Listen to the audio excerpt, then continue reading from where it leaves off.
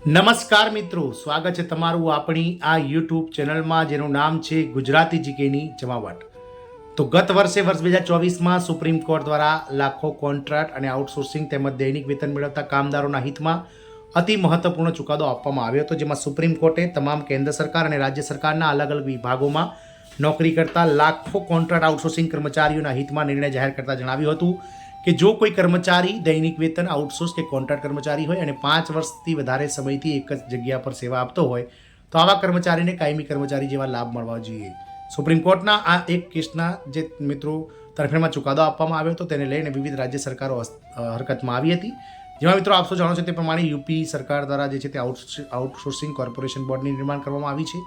તદુપરાંત ઝારખંડ, બિહાર, યુપી વગેરે જેવા રાજ્યોએ જે છે કોન્ટ્રાક્ટ કર્મચારીઓને કાયમી કરવા સહિત પગાર વધારા, લઘુત્તમ પગાર વધારામાં વધારો વગેરે, લઘુત્તમ વેતનમાં વધારો વગેરે જેવી જાહેરાતો કરી દીધી છે। ત્યારે આ રાજ્ય સરકાર દ્વારા પણ દૈનિક વેતન કામદારોની સાથે સાથે આઉટસોર્સ અને કોન્ટ્રાક્ટ કરેલા કર્મચારીઓને પણ નિયમિત કરવાને લઈ અને મિત્રો મહત્વના અપડેટ્સ બહાર પાડવામાં આવે છે। જાણીએ આજના વિડીયોમાં વિગતવાર કે કઈ રાજ્ય સરકાર દ્વારા કયા વિભાગના આઉટસોર્સ અને દૈનિક વેતન મેળવતા કામદારોને નિયમિત કરવામાં આવ્યા છે તેને લઈ અને વિડીયોમાં વિગતવાર ચર્ચા કરીશું। તો વિડીયોના અંત સુધી આપ બન્યા રહો। જો ચેનલમાં પહેલી વાર વિડીયો જોતા હોય તો ચેનલને લાઇક, શેર અને સબસ્ક્રાઇબ કરવાનું ભૂલશો નહીં।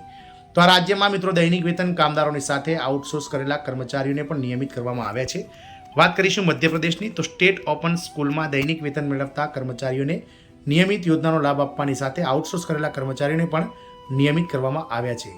વાત કરીશું મધ્યપ્રદેશ સરકાર દ્વારા વિવિધ વિભાગોમાં પોસ્ટ કરાયેલા દૈનિક વેતન કર્મચારીઓને નિયમિત કરવાના નિયમો સ્પષ્ટ છે, પરંતુ મધ્યપ્રદેશ ઓપન સ્કૂલમાં દૈનિક વેતન કર્મચારીઓને નિયમિતીકરણ યોજનાનો લાભ આપવાની સાથે આઉટસોર્સ કરેલા કર્મચારીઓને પણ નિયમિત કરવામાં આવ્યા હતા।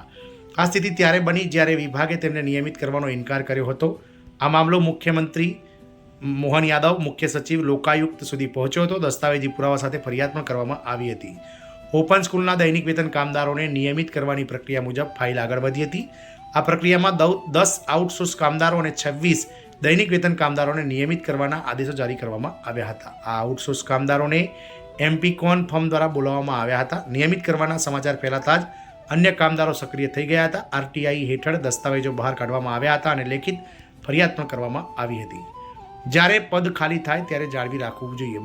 મળતી માહિતી મુજબ ઓપન સ્કૂલના તાત્કાલિક ડિરેક્ટરે 30 સપ્ટેમ્બર 2008ના રોજ પૂર્ણ સમયની નિયમિત જગ્યાઓ મંજૂર અને ભરવા સુધી 36 કામદારોની ભરતીને મંજૂરી આપી હતી।